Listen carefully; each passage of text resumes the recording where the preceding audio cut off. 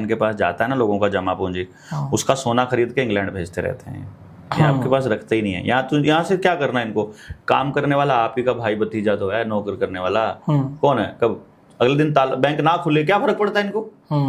Bank में कुछ होता ही नहीं, कैश रात को ही निपटा लेते हैं ये लोग। ठीक है, उसका धातु ले लेते हैं, सोना चांदी जितना आता है रात को निपटा लेते हैं। अगले दिन बैंक नहीं भी खुलेगा, इनको क्या फर्क पड़ता है भाई? किराए का है, बिल्डिंग के ऊपर अक्सर नहीं होता कैश तो बैंक के पास।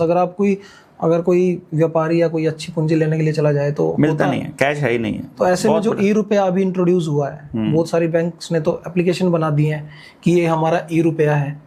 तो ई-रुपया उसके बैकअप में तो फिर गोल्ड नहीं है, इसका मतलब प्योर फ्रॉड हो ही नहीं सकता।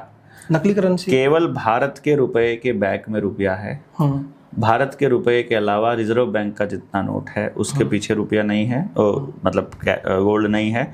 और ई रुपए के पीछे तो हो ही नहीं सकता, क्योंकि इसका तो नाम ही बदल दिया। जब तक भारत की करेंसी रुपया है तब तक फिर भी आप गोल्ड मांगने के हकदार हो, ई रुपया होने के बाद तो कुछ भी मांगने के हकदार नहीं। अब ये जो हमारे रिसेंटली हमने देखा कि बहुत सारे लोग जब डिमोनेटाइजेशन हुआ मर गए, लाइनों में लगे हैं, बुजुर्गों की मौत हुई है। तो आप बता रहे हो कि भाई ये व्यर्थ है सारा कुछ, और 1 रुपए का जो नोट है वही सरकार का नोट है, 100 का नोट है वो सिर्फ वचन है। तो अगर हमारे दर्शक ये जानना चाहें 1 रुपए का नोट हाथ में लें और एक तरफ वो 100 रुपए का नोट हाथ में लें, तो उनको कैसे डिफरेंस पता चलेगा दोनों नोटों में कि ये असली है और ये वचन है खाली? उठा के देखो, 1 रुपए के नोट के ऊपर लिखा हुआ है भारत सरकार और 1 रुपया, जबकि 100 रुपए या 2 रुपए या 5 रुपए 10 रुपए के नोट पर लिखा है भारतीय रिजर्व बैंक, और उस पर लिखा है मैं धारक को 100 रुपए अदा करने का वचन देता हूँ। 1 रुपए के नोट, 1 रुपए के ऊपर कोई वचन नहीं है क्योंकि वो रुपया है। और 100 रुपए के ऊपर लिखा है वचन क्योंकि वो वचन खंड है, क्योंकि वो प्रॉमिस है। 1 रुपए का जो नोट है वही असली रुपया, वही रुपया है। सिक्का भी है? हाँ, 1 रुपए का सिक्का भी। 5 रुपए का सिक्का ना, 1 रुपया, ओनली 1 रुपया। तो अगर देश की जनता ने जिस दिन रुपए मांग लिए अपने, तो ये रुपया नहीं है कागज वाला, ये भी रुपए का नोट है, वचन है वो भी रुपए का नोट है, वो भारत सरकार देनदारी है।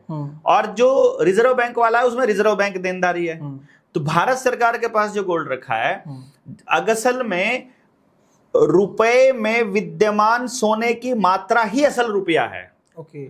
और जो रुपए में विद्यमान मात्रा है, जो हमारे पास आखिरी जो दस्तावेज है जिसमें रुपए का स्टैंडर्ड दिया गया है, वो है 15 रुपए की एक मोहर, यानी 15 रुपए का 1 तोला सोना, 11.664 ग्राम सोना। जब इसको 15 से डिवाइड करते हैं तो 0.777 ग्राम आता है, यानी 777 मिलीग्राम सोना। यानी कि 1 रुपए की जो वैल्यू है असल में 777 मिलीग्राम सोना है। और रिजर्व बैंक वाले जो नोट हैं हमारे पास जेब में, उनमें अगर इतना ही सोना लेने जाते हो तो आज के टाइम लगभग 7,000 के करीब आता है। यानी हमारे 1 रुपए की वैल्यू और अब जेब में पड़े हुए 7,000 रुपए के नोट के बराबर की कीमत है। तो जैसे आज़ादी से लेके अब तक हमारा जो रुपया है उसकी वैल्यू इंटरनेशनल बाजार में गिरती गई, इसका रीजन क्या है? कि नोटों का ज्यादा छपना, उनके बैक में गोल्ड ना होना, जरूरत से ज्यादा नोट छाप दिए गए हैं, जनता को दे दिए गए हैं। तो आपने जो ये लाइन बोली ना, इंटरनेशनल बाजार में भारत के रुपए की वैल्यू का गिरना, ये लाइन ही फ्रॉड है। ओके। आपको ये पढ़ाया गया, अनर्थशास्त्रियों ने आपको पढ़ाया गलत अर्थशास्त्र। वहां आपको यह बताया कि रुपए की कोई वैल्यू हो सकती है।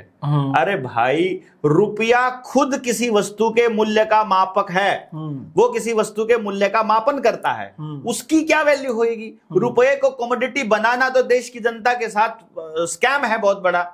वहां पर रुपया किसी की वस्तु के मूल्य का मापन करता है, उसकी वैल्यू नहीं हो सकती। ये वैसे ही है जैसे आप कह रहे हो कि रुपए की वैल्यू गिर गई, अर्थात आप ये कहना चाहते हो कि किलो का वजन घट गया, जो कि पॉसिबल नहीं है। किलो का वजन कैसे घटे? किलो तो तभी बनेगा जब वो 1000 ग्राम है, वो कभी नहीं घट सकता। वो तो 999.99 ग्राम भी होगा तो भी किलो नहीं माना जाएगा। किलो ही तब बनेगा, ना ही वो 1000.001 ग्राम हो जाए तब किलो बनेगा। किलो मतलब 1000 ग्राम। उस वजन को ही किलो कहते हैं। तो किलो का वजन कभी नहीं घट सकता, क्योंकि वो किलो का मतलब ही 1000 ग्राम है। इसी प्रकार से रुपए की वैल्यू नहीं घट सकती, रुपया खुद वैल्यू मापने वाली चीज है। यस, ये राइट है सर। हाँ, तो सर फिर जो हमारी इन्फ्लेशन है हमारी कंट्री में, आप बोल रहे हो कि रुपए की वजह फर्जी नोट छापने की वजह से इन्फ्लेशन होती है, सिंपल है। हमारे देश में कितने नोट नकली हैं अभी? 34 लाख करोड़ रुपए की करेंसी छपी हुई है, जिसकी बराबर में 800 टन सोना हमारे देश के पास है, ठीक है। जिसमें से लगभग 600 टन सोना विदेश में रखा हुआ है, इंग्लैंड में रखा है बैंक ऑफ सेटलमेंट में, और बाकी कुछ सिक्योरिटीज मनी के रूप में रखा हुआ है। ये 800 टन सोना की कीमत बनती है 4.8 लाख करोड़, अर्थात 29.2 लाख करोड़ रुपए के नोट नकली हैं। 29.2 लाख करोड़, यस, यानी 5 लाख करोड़ ये जो है वो असली हो सकते हैं, जिनके पीछे गोल्ड है, और 29 लाख करोड़ रुपए के नोट नकली हैं। इसलिए बाजार से 2000 का नोट गायब हुआ, इसीलिए 500 का नोट भी धीरे धीरे कम हो रहा है, ताकि लोग उसके बदले में अपना सोना मांगने ना लग जाएं।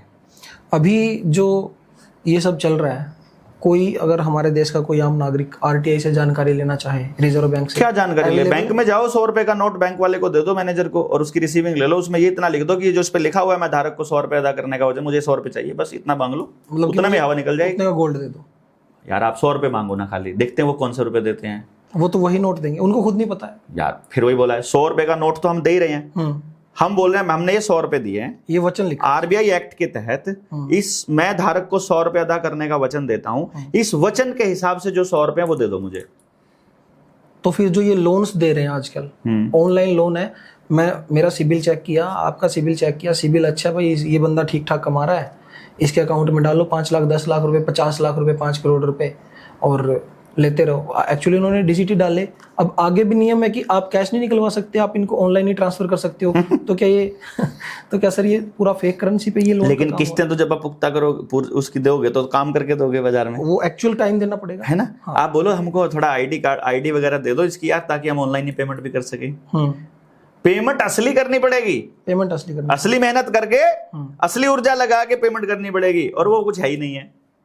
हद है यार, यही तो स्कैम चल रहा है यार, यही इन्फ्लेशन का रीजन है, बहुत बड़ा रीजन। तो जो ये बड़ा इंपॉर्टेंट पॉइंट है सर, ये जो गाड़ियां आई है मार्केट में, हल्ला मचा हुआ, बहुत गाड़ियां आ गई हैं, मतलब आज हाल ही है कि 20 लाख रुपए प्लस की गाड़ी आम हो गई है, हर बंदा मतलब कि अफोर्ड कर रहा है आजकल।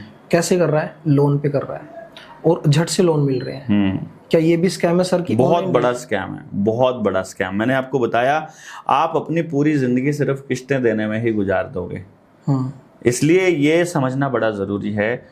देश की जनता अगर अपने आने वाले बच्चों को गुलाम होने से बचाना चाहती है, तो उसके लिए पहली एक लाइन हमेशा याद रखिए, सामान घर में वही खरीद कर लाइए जिसकी पेमेंट आप कैश कर सकते हो। लोन लेकर जो भी ले रहे हो, वो आपके बच्चों को गुलाम करने के में सबसे बड़ी भूमिका अदा करने वाला है। और बैंकिंग जो है वो डायरेक्टली पॉलिटिक्स से जुड़ा है, क्योंकि हमारे जो कानून बनते हैं वहीं पे बनते हैं, उसी को पूरा सिस्टम, पूरा कंट्री जो है फॉलो करता है। क्या सर हम कहने के लिए लोकतंत्र है, क्या हम एक्चुअल में हमारे प्रतिनिधि चुनते हैं? शुरू में ही बताया था मैंने आपको, आप कहाँ चुनते हो? आपका कैंडिडेट आपने थोड़ी बताया था कि मेरा एमएलए कैंडिडेट कौन होगा। भाई ये तो हम जनता सरकार मोर्चा वाले करने वाले हैं आने वाले टाइम में। हमने प्लान किया है, अभी जब हम हर गांव में जाएंगे ना, उस गांव को हम ये बोलेंगे अपने 5 एमएलए कैंडिडेट दे दो हमको, जो चोर नहीं है, जो किसी के ऊपर परिवार में कोई बट्टा नहीं है। 5 कैंडिडेट दे दो। उन 5 कैंडिडेट्स में एक महिला, एक एससी, एक बीसी और 2 जनरल। जिस गांव में एससी बीसी ज्यादा है, जो भी कास्ट ज्यादा है और जो बिरादरी ज्यादा है, वो 2 दे दो, बाकी 1। तो हर गांव से 5 एमएलए कैंडिडेट। अब वो गांव के कैंडिडेट हैं, ठीक है, फिर अगले गांव से भी 5। तो एक विधानसभा में लगभग 60 गांव होते हैं, तो एक विधानसभा से हमारे पास लगभग 300 एमएलए के कैंडिडेट हो गए। इन एमएलए कैंडिडेट को हम पूरा न्यू वर्ल्ड ऑर्डर समझाएंगे, पूरा गेम प्लान समझाएंगे, और फिर उसका एग्जाम लेंगे। तो जो फर्स्ट आएगा उसको एमएलए की टिकट मिलेगी, और फिर उसको बिना पैसे खर्च कराए बाकी देश की जनता जो है उसको चुनाव लड़वाएगी, ताकि तू हमारी लड़ाई लड़, कि तुझे पता हो कि स्कैम क्या चल रहा है और गांव को कैसे बचाना है। एक बार आज़ादी के समय में शायद जो जेपी नारायण जी थे 1950 से 70 तक, उस दशक में, तो उस टाइम पे लोकतंत्र का विरोध भी हुआ है, कुछ ना कुछ हद तक गांधी जी ने भी उनको सपोर्ट किया था उस टाइम पे, और उसमें उन्होंने ये बोला था कि जो लोकतंत्र है वो जनता से जनता के हक छीन लेता है, कि आप जो कैंडिडेट उनके सामने खड़ा करोगे पार्टी, वो मजबूर है उसको चुनने के लिए। बिल्कुल। तो क्या ये सही है कि जो लोकतंत्र है वो प्रजा के हक छीन लेता है? ऑब्वियसली। कैसे छीनता है? छीनता ये है कि मैं कहता हूँ नहीं छीनता, इसकी बताओ आप। आज गाँव का आदमी कोई परेशान है, उसकी कौन सुन रहा है? उसकी सुनने के लिए कोई बैठा ही नहीं है। हम ऐसी व्यवस्था की परिकल्पना कर रहे हैं जहां एक आम इंसान यदि समस्या में है तो उसके लिए एक व्यक्ति जिम्मेदार तय किया जाए, और जिम्मेदार व्यक्ति यदि उसकी समस्या का हल नहीं कर पाए तो अपनी कुर्सी छोड़े, बात खत्म। जस्टिफाई करे उसको, बताए ना कि तुम्हारी समस्या क्यों है। सारी कमाई दे करके देश को दे दी मैंने, सारा सब कुछ दे दिया अपना, पूरा परिवार मेरा देश के लिए काम कर रहा है। मैंने क्या, मैं कुछ बना रहा हूं, अगर मैं कुछ प्रोडक्शन कर रहा हूं, मैं खाता थोड़ी हूं उसको यार। घड़े बनाने वाला कोई कुम्हार है या लोहे का काम करने वाला कोई आदमी लोहार है, वो खा थोड़ी रहा है उस लोहे को, काम कर रहा है ना सुबह से लेकर रात तक, वो ऊर्जा दे रहा है ना अपनी। जो सूरज से प्राप्त ऊर्जा है, भोजन से प्राप्त ऊर्जा है, वो सारे समाज को दे रहा है ना। तो समाज ऐसी व्यवस्था क्यों नहीं बना सकता कि उसकी हर समस्या का समाधान हो? वो परेशानी में क्यों है? वो अपराध से क्यों डर रहा है? वो नशे में क्यों लिप्त है उसकी औलाद? उसके बच्चों को जगह क्यों नहीं मिल रही है रोजगार के नाम पर? उसको सड़क पर चलते हुए डर क्यों है भाई? अब जेएसएम का ये मानना है कि जनता ही सरकार है, तो क्या जेएसएम ये इनडायरेक्टली ये बोलना चाहता है कि हमारे देश में जनता की सरकार नहीं है और यहाँ पे पार्टी सिस्टम चल रहा है? ऑब्वियसली। इसको थोड़ा सा एक बार एलाबोरेट करेंगे सर? देखो भाई, हम ये कह रहे हैं जनता ही सरकार है, लेकिन जनता की तो चल ही नहीं रही है, सरकार की चल नहीं रही। आप एक बात सोचो, मैं आपसे पूछता हूँ, हरियाणा सरकार कौन है? बताओ। हरियाणा सरकार अगर सीधा, भारत सरकार कौन है? हाँ चलो हरियाणा सरकार बता दो पहले। हरियाणा सर, डिसीजन मेकिंग तो हम हरियाणा सरकार की भी नहीं बोल सकते। हरियाणा सरकार कौन है? सवाल को पिन पॉइंट करके बताओ। वो कौन सी कुर्सी या वो कौन सा व्यक्ति? मुख्यमंत्री है वो, उसका नाम मुख्यमंत्री। हरियाणा सरकार नहीं है। हरियाणा सरकार नहीं है। सरकार क्या है सर? पूछ रहा हूँ। भारत सरकार बताओ कौन है? भारत सरकार तो इस समय पे तो मोदी जी को माना जाता है, प्रधानमंत्री है वो, प्रधानमंत्री। सरकार नहीं है वो। सरकार तो किसी के नाम पे भी नहीं जुड़ता सर। मैं कह रहा हूँ प्रधानमंत्री है एक, उसका मंत्रिमंडल है एक, उसको हमेशा कैबिनेट मिनिस्टर ही बोली जाती है। कैबिनेट ने ये तय किया। आपके किसी भी ऑर्डर पर किसी भारत सरकार के साइन मिलते हैं? नहीं। हरियाणा सरकार के मिलते हैं? नहीं। चीफ सेक्रेटरी के मिलते हैं खाली। हाँ। एसीएस के मिलते हैं। उससे ऊपर नहीं जाती है कि नहीं? उससे ऊपर तो नहीं जाती बात ना। मंत्री को साइन करने की आदेश नहीं है, क्योंकि मंत्री देश की जनता का प्रतिनिधि है।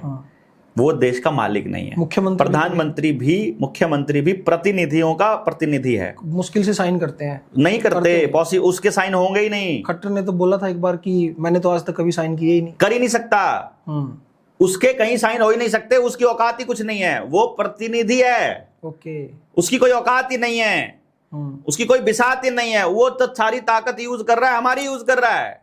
इधर से हमने अंगूठा लगाया तो उसको ताकत मिली है, हमने उंगली दबाई है तो उसको ताकत मिली है। हर आदमी जो उंगली दबा रहा है तो ताकत बढ़ती जा रही है, इकट्ठी होती जा रही है उसके पास, उस ताकत का इस्तेमाल कर रहा है वो। भारत सरकार के अंदर सेवा कर रहा है भारत सरकार सेवार्थ व्यक्ति। राष्ट्रपति से लेकर चपड़ासी तक तनख्वाह लेते हैं। तनख्वाह लेने वाला आदमी नौकर होता है। नौकर उसका होता है जो तनख्वाह देता है। तनख्वाह मिलती है टैक्स के पैसे से, और टैक्स देती है देश की जनता। तो सरकार है जनता, मालिक है ये। वो OIGS है, on India government service. Bharat सरकार सेवार्थ, भारत सरकार की सेवा में कार्यरत लोग हैं ये। तो भारत सरकार नहीं है, सरकार हम है। सरकार हम है, हाँ। तो वही जेएसएम का जो है वो नारा है कि जनता ही सरकार, वो है ही हम सरकार भाई। एक्चुअली हम सरकार हैं, ऑफिशियली हम सरकार हैं। इसीलिए मैंने ये सवाल आपसे पूछा था कि ये बात क्लियरली हमें समझ में आई कि आप ही सरकार हो। अब समझ आ गया? दर्शकों को भी बताना चाहता हूं कि आप ही सरकार हो। आप एक खाली कागज के ऊपर चिट्ठी लिखो कि मैं भारत सरकार, मैं तुमको ये कह रहा हूं, तुम ये करो, और फिर देखो क्या जवाब आता है मंत्रालय से। अभी हम जानबूझ के ये बात मैं पहले कभी बोली नहीं, लेकिन आने वाले टाइम में जिस दिन 1 लाख लोग समझे हुए आ गए जेएसएम के, उस दिन चिट्ठी लिखकर बताएंगे मुख्यमंत्री को तेरी औकात क्या है। अभी तो हमने चिट्ठी लिखनी शुरू नहीं की है। जिस दिन लिखनी शुरू करेंगे देश की जनता को बताएंगे, ये देखो इनकी असलियत, ये कौन है। ये जो अभी ईवीएम का जिक्र चलता है, अभी रिसेंटली ट्रंप ने भी बोला कि मैं तो बैलेट पेपर को जो है सही मानता हूँ, और ईवीएम को बहुत सारे लोग देश में स्कैम भी मानते हैं कि जिस देश ने ईवीएम बनाया है भाई वही यूज नहीं करता है इसको, उसी से अंदाजा लगा लो। उससे ज्यादा कौन जानता होगा ईवीएम के बारे में। तो इसको अगर देश की जनता चाहती है कि हमारा जो सिस्टम है वो चेंज हो जाए, तो इसमें सबसे ज्यादा मतलब इस लड़ाई को कैसे लड़ेगी देश की जनता? अगला चुनाव ईवीएम से नहीं होगा। अगर जनता सरकार मोर्चा जैसे चल रहा है ऐसे ही चलता रहा तो अगला चुनाव भारत में ईवीएम से नहीं होगा, लिख के ले लो। ओके, हम बताएंगे आपको। देश की जनता की लड़ाई जो है वो जनता अपने आप लड़ने, हमें लड़ना सिखाना जनता को है भाई, हम नहीं लड़ने वाले। हम तो आपको सिखा देंगे इसका सोल्यूशन ये है। सोल्यूशन करने में क्या दिक्कत है? अगर आपकी एक चिट्ठी से सोल्यूशन होता है तो, हाँ, अगर आपके एक बार बोलने से सोल्यूशन होता है तो आप एक चिट्ठी लिख दो, डीजीपी को चिट्ठी लिख दो कि तुम जो ये धारा 144 लगाते हो, ये धारा 144 लगाने का अधिकार तुमको किसने दिया, और जिसने वो अधिकार दिया उसको वो अधिकार किसने दिया, और अगर उससे भी ऊपर किसी ने अधिकार दिया तो उसको किसने दिया। हमको आखिरी आदमी का नाम बताओ कि तुमको ये हमको लठ मारने का अधिकार कहां से मिलता है। एक बार जवाब मांग के तो देखो। जवाब नहीं मिलेगा सर, है ही नहीं है जवाब भाई साहब, क्योंकि वो अधिकार मेरा ही अधिकार है। मैं तुमको आदेश दे रहा हूं कि आज के बाद तुम किसी को लठ नहीं मारोगे। सारा सिस्टम घूम के जनता के पास। हाँ, ताकत यही है, मालूम नहीं है जनता को, तो जो वो एहसास कराना हमारा काम है। जो कोविड में लोगों ने लठ खाए हैं, अगर जवाब मांगे उनसे, हाँ, तो वो जवाब नहीं दे पाएंगे। उनकी जो पावर है सारी की सारी मेरी दी हुई है, आपकी दी हुई है। ये जो आप बता रहे हो, इससे ऐसा फील हो रहा है कि लोकतंत्र के साथ साथ राजतंत्र का जिक्र आ रहा है। ये राजतंत्र और लोकतंत्र में क्या फर्क है सर? ये और हमारे लिए कौन सा सही है? देखो भाई, आदमी सही हो ना, जिम्मेदार व्यक्ति हो, जिस जिम्मेदारी जो जिसको काम दिया गया है वो अगर सही है तो सारे तंत्र सही हैं। वो अगर गलत है तो सारे तंत्र गलत हैं। Okay. शिक्षा व्यवस्था में अगर ऐसे नागरिकों का निर्माण कर दिया गया है जो अपने अधिकारों के लिए लड़ सकते हैं, जो अपनी जमीर जिनका जिंदा है और जो समाज के लिए प्रति जिम्मेदार हैं, तो फिर कोई तंत्र खराब नहीं है। जिम्मेदारी ऐसे नहीं बनाए अधिकार, लोग ही नहीं इस तरह के बनाए हैं। तो अब जो हमारी मीडिया है सर, मीडिया कैसे शिकार हो गई इस तंत्र का? मीडिया घरानों का मालिक कौन है? अडानी, अंबानी, अडानी, बस शिकार थोड़ी हुई है, शिकार कर रही है वो तो। मीडिया तो पूरे तंत्र का शिकार कर रही है। ये चौथे स्तंभ वाली बात कहने की सब बकवास है, सब बकवास, प्योर बकवास है। कोई स्तंभ नहीं है, न्यायपालिका कोई स्तंभ नहीं है, कोई विधायिका कोई स्तंभ नहीं है, ये जो ब्यूरोक्रेसी स्तंभ नहीं है, और ये भी स्तंभ नहीं है। सिर्फ आपको पढ़ाया जाता है, सिर्फ आपको पेपर याद कराए जाते हैं, सिर्फ आपको और कुछ नहीं है। आपको एहसास दिलाया जाता है कि पढ़ा के रट्टा मरा के आपको ये यकीन दिलाया जाता है कि तुम कुछ नहीं हो, वही चार स्तंभ है, बस वहीं से चलेगा सब कुछ। वो नहीं है कुछ भी, वो सब उस रॉकफेलर फाउंडेशन के गुलाम है। अब ये जितनी हमारी पार्टीज हैं, पॉलिटिकल पार्टीज हैं, ये एक दूसरे को गलत साबित करती हैं। कहती नहीं है, ये साबित भी करती हैं कि वो गलत है। वो कहते हैं कि ये गलत है, तो अगर इनकी मान ले तो भी ये गलत है, इनकी बात ही मान लेते हैं हम तो भी सारी पार्टी गलत है। और अगर हम इनकी नहीं माने तो भी ये गलत साबित होते हैं। तो ऐसे में जब हम वोट देने जाते हैं, सही कैंडिडेट कैसे चुने हम? हमें क्या पता कि कौन सा कैंडिडेट सही है?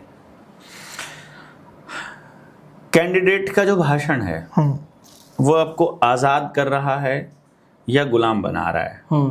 वो आपको पावर देने की बात कर रहा है या वो कह रहा है कि मुझे बनाओ, मैं तुम्हारे लिए ऐसा करूंगा, या वो पावर लेने की बात कर रहा है? ऑलमोस्ट लेने की बात होती है। हाँ, वो आपकी सारी पावर चूस रहा है। मैं ये कर दूंगा, मैं ये कर दूंगा। वो ऐसा, जब तक वो ये कह रहा है मैं ऐसा कर दूंगा, उसकी औकात ही नहीं है कुछ भी करने की। साइन तो कहीं भी नहीं होते। जाकर एमएलए से पूछो, बोला हमारे हाथ में कुछ है ही नहीं। हाँ, यही बोलते हैं। सबके हाथ में कुछ, किसी के हाथ में कुछ भी नहीं है भाई साहब। क्योंकि जनता जिसके हाथ में, उसे नहीं पता है क्या है उसके हाथ में। तो जात देखकर, शक्ल देखकर, नाम देखकर, पार्टी देखकर ना चुने, बल्कि मुद्दे देखकर चुने। और मुद्दे क्या क्या हैं ये आपको हम लोग अगले साल तक पूरे देश से निकाल करके मुद्दे देंगे हम आपको। और हम देखते हैं जैसे पार्लियामेंट है या फिर हमारा जो संसद है, अब इसमें जो भी हमारे चुने हुए प्रतिनिधि जाते हैं, पार्टियों के चुने हुए, हाँ पार्टियों के चुने हुए, तो जो पार्टियों के चुने हुए प्रतिनिधि जाते हैं, काफ़ी हाई इनके जब भत्ते होते हैं। आज मोबाइल का रिचार्ज बहुत सस्ते में हो जाता है, तो फिर इनको इतना ज़्यादा पैसा मिलता है हर एक भत्ते का, कपड़े धोने के लिए, मोबाइल के लिए, रहने के लिए, और इतनी ज़्यादा सुविधाएं, गाड़ी का जो खर्च है, तो ये राजनीति जो सेवा के रूप में तो नहीं हमें कहीं ना कहीं दिखाई नहीं, देता। मैं आपको एक चीज बताता हूँ इसमें, जो आपने बोला, नेताजी सुभाष चंद्र बोस थे ना, जब उन्होंने आजाद हिंद सेना, आजाद हिंद सरकार बनाने का कॉन्सेप्ट जब देश की जनता को दिया, तो महिलाओं ने अपने गहने तक उतार के उनके उस पूरी धन में के रूप में रख दिए, सोना और चांदी। कोई कमी नहीं बचेगी। उन्होंने सोना मांगा था कि हम अपनी करेंसी छापेंगे, अपना सिक्का छापेंगे, तो हमको सोना चाहिए। तो किसी ने कोई कसर नहीं छोड़ी, सब कुछ दे दिया। जो समाज के लिए काम करने वाला व्यक्ति है ना, उसे कितना ही मिल जाए उतना कम होता है। ये नेता लोग अगर समाज के लिए काम करते हो और जनता के लिए काम करते हो, तो ये जो भत्ता है ना, ये कुछ भी नहीं है। कुछ भी नहीं है भाई। ठीक है। मैं जैसे मान लो मैं अपनी ही बात करता हूँ, मैं अगर प्रोफेशन काम कर रहा होता, 2 महीने में एक बैच पढ़ाओ, 5 करोड़ रुपए आ गया। साल में 2 महीने का एक है, तो तीसरे महीने घूम कर आओ इंग्लैंड, अमेरिका, कहीं विदेश में, फिर चौथे महीने से फिर बैच स्टार्ट कर दो, फिर 5 करोड़ आ गया, साल में 20 करोड़ रुपया हो गया। बिल्कुल, एक बैच से 20 करोड़ है। अगर मल्टीपल ब्रांच खोल दो तो उतना ही मल्टीप्लाई हो जाएगा। 20 करोड़ रुपया साल का कुछ भी नहीं है मेरे लिए कमाना। ठीक है। अब अगर मान लेते हैं इस 20 करोड़ को छोड़कर कोई इस इंटेलेक्चुअल लेवल का आदमी अगर आपकी सेवा के लिए आता है, तो उसके लिए 2 लाख 3 लाख रुपए पेंशन को ज्यादा है। अगर वो दिन रात आपकी सेवा करता है, अगर वो जस्टिफाई करता है, तो वो अगर आपके लिए काम कर रहा है तो कोई ज्यादा नहीं है। बात है आप अगर वो तो चोरी की तरह कर रहा है, हरामखोर है तो जो कर रहे हैं, इनको तो 2 रुपए भी मिलने तो ज्यादा है। इस तरह के लोगों को तो, जो लोग इस तरह के जो वहां बैठे हुए हैं, मतलब मुद्दा जो है वो ऐसा नहीं है कि उनके भत्ते ज्यादा हैं। मुद्दा आप कैसे आदमी को क्या दे रहे हो, वो किस नियत से आ रहा है, वो इंपॉर्टेंट है। अदरवाइज पैसा कम ज्यादा नहीं होता है। सर, जो क्षेत्रीय पार्टियां हैं, हमारे लोगों को क्षेत्रीय पार्टियों का जो है वो साथ देना चाहिए, क्योंकि हमने देखा कि बहुत बड़ी कोई पार्टी है, वैसे तो छोटी पार्टियां भी ऑलमोस्ट उनकी कैप्चरिंग में है आज, तो उनका एक प्रोटोकॉल है, उनके नेता उससे बाहर जाके कुछ नहीं बोल सकते। तो कहीं ना कहीं हर इंसान बंधा हुआ है। तो ऐसे में क्या क्षेत्रीय पार्टियों का साथ, छोटी पार्टियों का साथ देना चाहिए जनता? देखो अमित भाई, एक बात मैं आपको बता दूं कि पॉलिटिकल पार्टी का जो स्ट्रक्चर है, वो इसी रॉकफेलर फाउंडेशन की जो एलीट क्लास है इसका बनाया हुआ है। तो चाहे पार्टी केंद्रीय हो या रीजनल हो, सेंट्रल हो या नेशनल लेवल की हो या फिर रीजनल हो, कोई फर्क नहीं पड़ता है। परंतु क्योंकि नेशनल पार्टी से अलग होकर के क्षेत्रीय पार्टियां बनती हैं आमतौर पर, या उनसे दुखी होकर बनती हैं, और क्षेत्रीय पार्टियों के पास क्षेत्रीय मुद्दे होते हैं, देश के जितने ज्यादा हिस्से होंगे उतना ही देश की तरक्की के चांस ज्यादा होंगे। यानी जहां जब गांव के लोग, देश के लोग अपने गांव को ही देश मानना शुरू कर देंगे और वो गांव के स्ट्रक्चर को ही अपना स्ट्रक्चर मान लेंगे और अपनी सरकार वहीं बना लेंगे, और दूसरे गांव वाले अपना स्ट्रक्चर और अपनी सरकार बना लेंगे और अपनी अर्थव्यवस्था बना लेंगे, तो ये पूंजीपतियों के हाथ से सब कुछ निकल जाएगा। तो क्षेत्रीय पार्टियां इसलिए भी जरूरी है क्योंकि उनके मुद्दे क्षेत्रीय हैं। जितने छोटे लेवल के मुद्दे होंगे उतना आसान होगा। अब एमएलए के चुनाव में हरामखोर लोग गांव में जाकर ये कह रहे हैं कि हमने जो है वो सीमा पर ये काम कर दिया, हमने यह कर दिया, हमने मतलब 3 तलाक तोड़ दिया, हमने धारा फलानी तोड़ दी। मतलब वो झूठ बोलते रहते हैं। और गांव वाले बेचारे इतने भी नहीं पूछ सकते कि अरे भाई हमारे स्कूल के अंदर टीचर्स पूरे नहीं है, उसमें क्या किया तुमने? हमारा सारा पानी खराब हो गया, यहाँ जमीन का अंडरग्राउंड पानी खत्म हो गया, नीचे चला गया, उसमें तुमने क्या किया? सारी जिंदगी की कमाई हमारे बिजली के बिलों में निकल जाती है, इसमें तुमने क्या किया? हमारे गांव में चिट्टा आ गया है, दूसरे नशे आ गए, इसमें तुमने क्या किया? ये ठेके 2-2 खोल दिए गांव के अड्डे पर, इसमें तुमने क्या किया? हमारे गांव में आने के लिए बस की सुविधा नहीं है, इसमें तुमने क्या किया? हमको अपनी गाड़ियों का तेल दिन रात फूकते रहना पड़ता है, इसमें तुमने क्या किया? बड़े बड़े रोड तुम बना रहे हो, हमारा लोकल रोड टूटा पड़ा है, इसमें तुमने क्या किया? रास्ते में सड़क पे 2 बच्चे एक्सीडेंट होकर के मर गए थे और उस इसलिए मरे क्योंकि रोड के ऊपर गड्ढा था, तो उसमें जिम्मेदार व्यक्ति कौन है? इसमें तुमने क्या किया?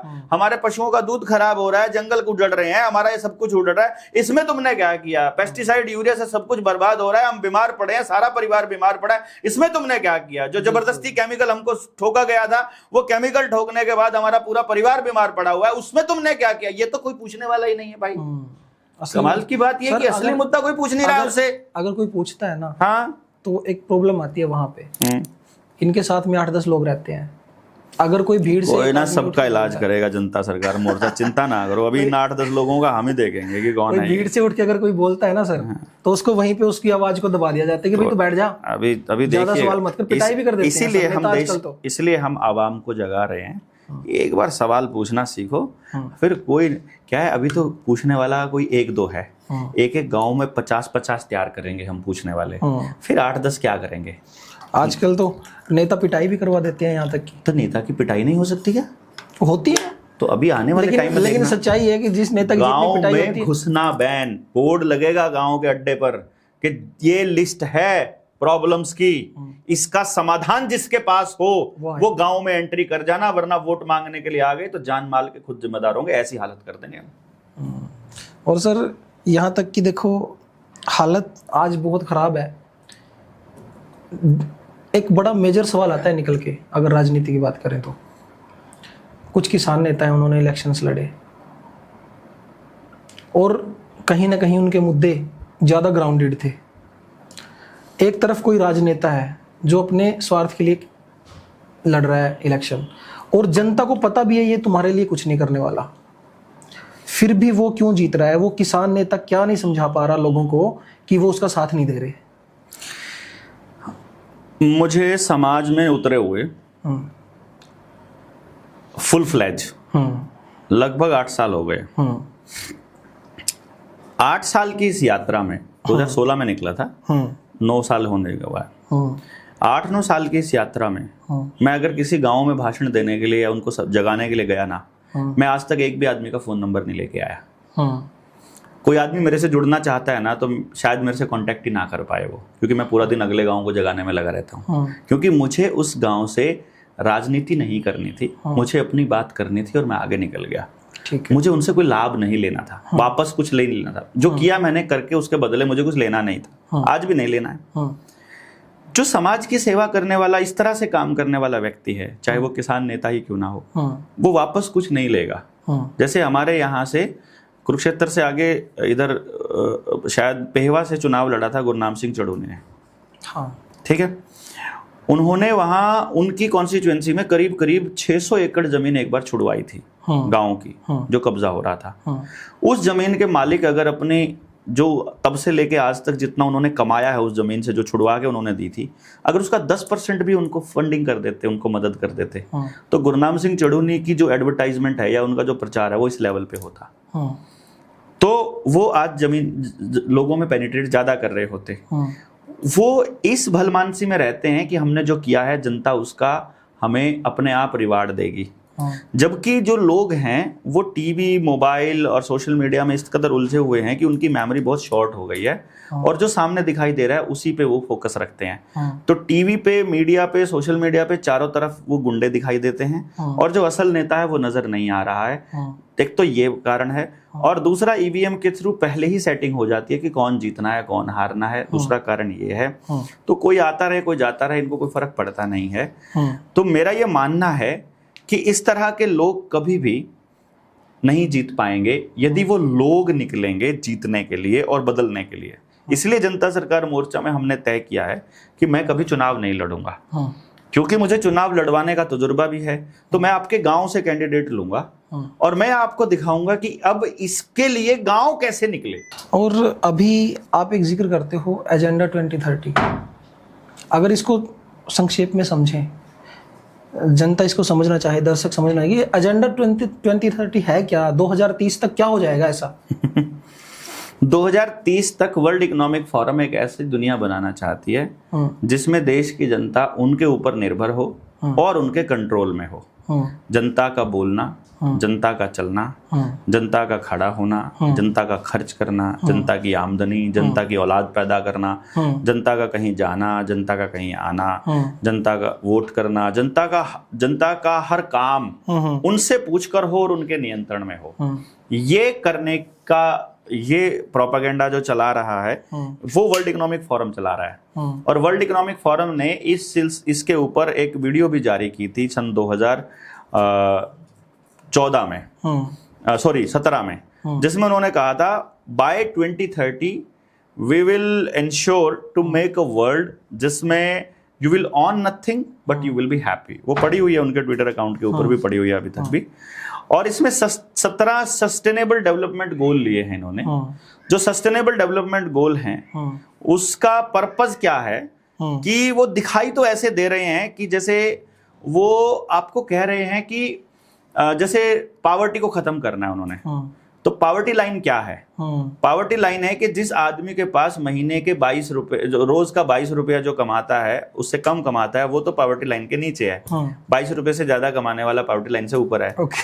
तो आपको रोज का 50 रुपए के हिसाब से पैसा दे देंगे। इसमें कह रहे हैं कि यूबीआई हम आपको देंगे। जैसे अभी आपका एल्गोरिदम तैयार हो रहा है, तो उस एल्गोरिदम में वो क्या कर रहे हैं, उस एल्गोरिदम के हिसाब से वो